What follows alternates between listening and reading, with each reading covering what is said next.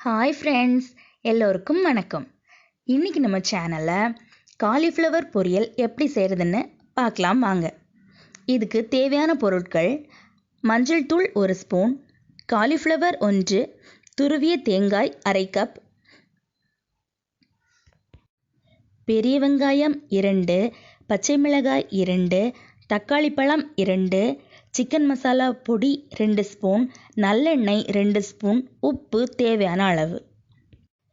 செய்முறை: காலிஃப்ளவரை சிறிய துண்டுகளாக நறுக்கி எடுக்கவும்.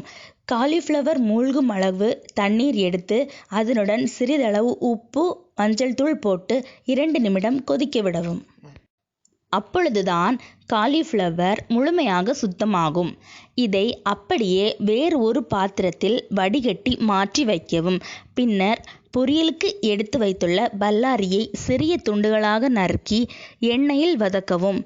வதக்கிய பின்பு அதனுடன் எடுத்து வைத்துள்ள தக்காளி, பச்சை மிளகாய் எண்ணெயில் வதக்கவும்.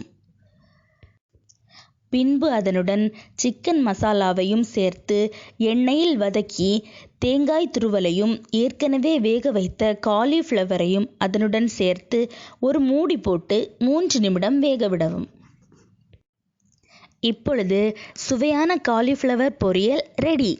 இந்த பொரியல் செய்யும்போது வீடே மணக்கும். எல்லோரும் விரும்பி சாப்பிடுவாங்க. சத்தானது, சுவையானது. அது மட்டுமல்ல, இது இதய நோய், உடல் பருமன், சர்க்கரை வியாதி மற்றும் கேன்சர் நோய்க்கும் மருந்தாக பயன்படுகிறது. நீங்களும் இந்த ரெசிபியை வீட்டில் ட்ரை பண்ணுங்கள். லைக் பண்ணுங்கள், ஷேர் பண்ணுங்கள், மறக்காமல் சேனலையும் சப்ஸ்கிரைப் பண்ணிடுங்க. பாய்.